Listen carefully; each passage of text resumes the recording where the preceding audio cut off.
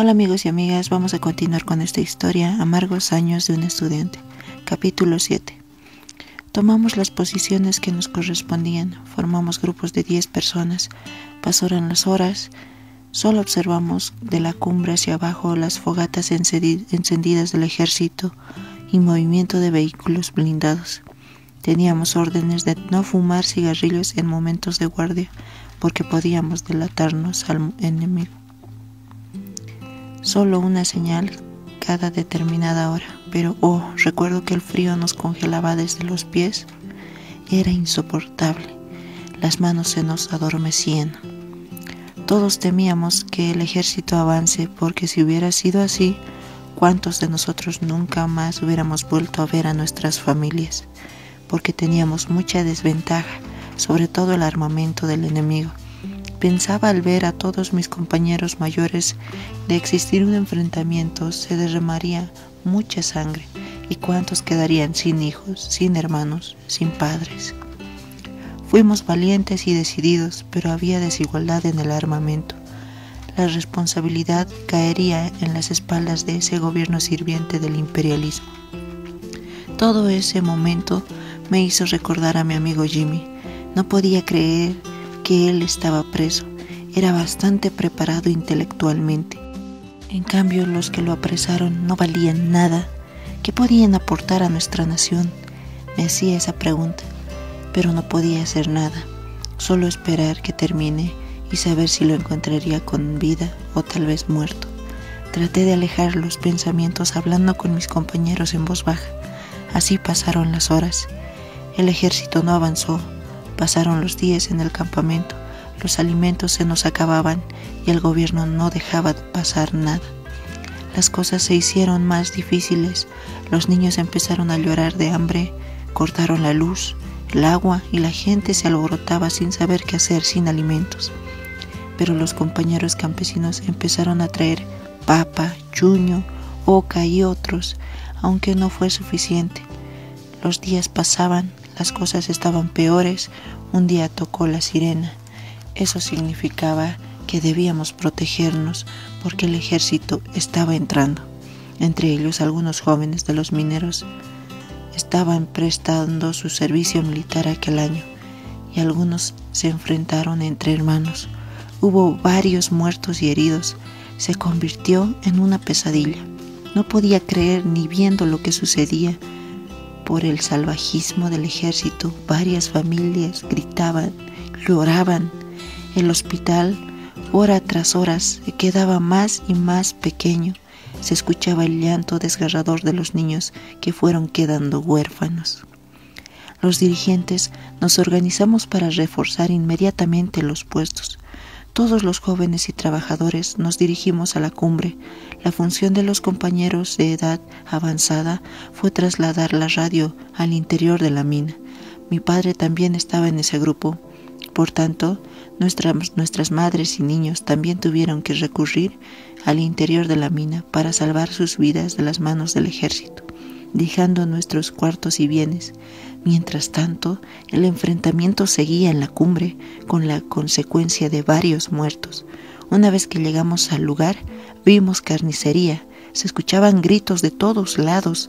A medida que pasaba el tiempo, el ejército avanzaba más y más. Ya no podíamos detenerlos. Con toda mi rabia, apretando los dientes, empecé a disparar gritando: ¡Hijos de perra! ¿Por qué no se enfrentan con otro ejército?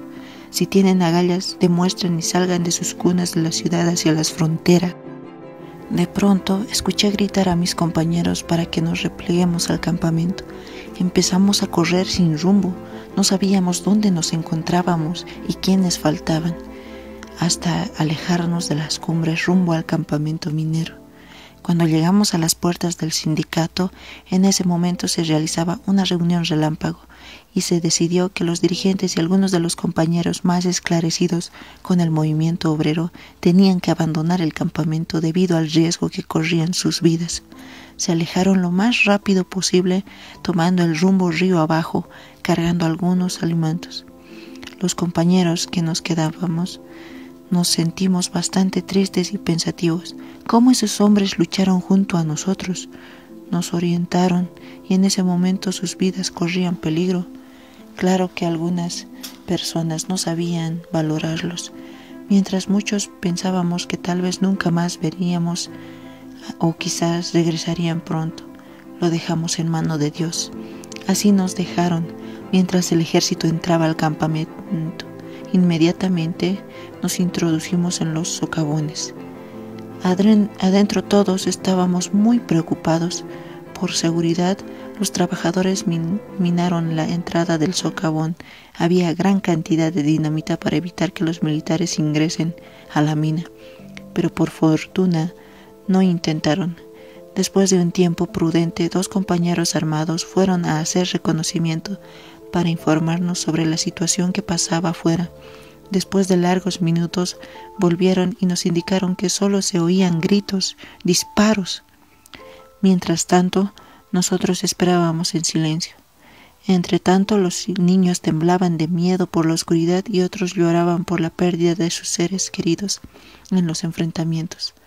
Pasaron varias horas y nuevamente 2 de los compañeros tenían que salir a hacer reconocimiento arriesgando sus vidas. Dieron unos pasos y de pronto me preguntaron: «Teodoro, ¿puedes acompañarnos?». Me paré sin pensar. Era mi pueblo. Estaba dispuesto a sacrificar mi vida por la libertad de mi nación. Inmediatamente les contesté: Sí, vamos, compañeros». Junto con 2 compañeros nos dirigimos hacia la puerta del socavón. Cuando llegamos, tuvimos que abrir bien los ojos y tener los sentidos bien concentrados. Corrimos de un lugar a otro sin ser vistos por los uniformados hasta que llegamos a un muro, de donde podíamos observar el sindicato. Un grupo de nuestros compañeros habían sido apresados. Estaban con las manos en la cabeza con vista hacia la pared. Ellos fueron sacados de sus domicilios por paramilitares. Nuestros compañeros recibían patadas y culatazos en todo el cuerpo por aquellos cobardes paramilitares. Vi caer como sacos de arena a 2 compañeros. Sus cuerpos estaban cubiertos de sangre en el suelo y no pudimos contenernos. Con la rabia nos paramos y empezamos a gritar: «¡Cobardes! ¡Asesinos!». Recibimos como respuesta disparos. En ese momento cayó uno de mis compañeros. Antonio murió en el momento. Fue un joven que tenía mucho futuro en su vida. Quedamos 2 y tuvimos que regresar a la mina. Vimos que los paramilitares se nos venían encima disparando como locos desesperados. En verdad fue un milagro cómo logramos ingresar nuevamente al socavón. Nuestros compañeros se encontraban bastante preocupados.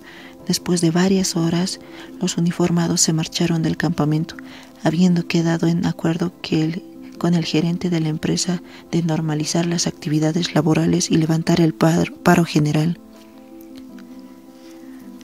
Que todos regresen a sus fuentes de trabajos.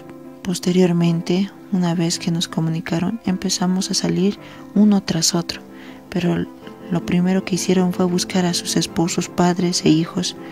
Nunca olvidaré esos momentos tan amargos, llenos de tristeza. Veía a los niños gritando, corrían buscando a sus padres para abrazarlos, con los ojos llenos de lágrimas, porque sabían que sus padres vivían aún. Personas de edad bastante avanzada caminaban afanosamente en busca de sus seres queridos, algunos llenos de alegría, pero otros se encontraban tendidos en el suelo, empapados de sangre. Sus familiares golpeaban el suelo quejándose por qué habían matado a sus seres queridos. Algunas compañeras decían: ¿Por qué? ¿Por qué mataron a mi esposo? Dirigiéndose al cielo, en medio del llanto gritaban: «Castígalos, Padre, a esos malditos asesinos, que algún día sepan lo que se siente cuando se pierde a los hijos». Después de 4 horas llenos de desesperación y llanto, el silencio reinó como si lo hubiese tragado la voz de todos. No hubo voces ni gritos, parecía que todo el campamento no existía. Empezamos a trasladar a los muertos para sus velatorios.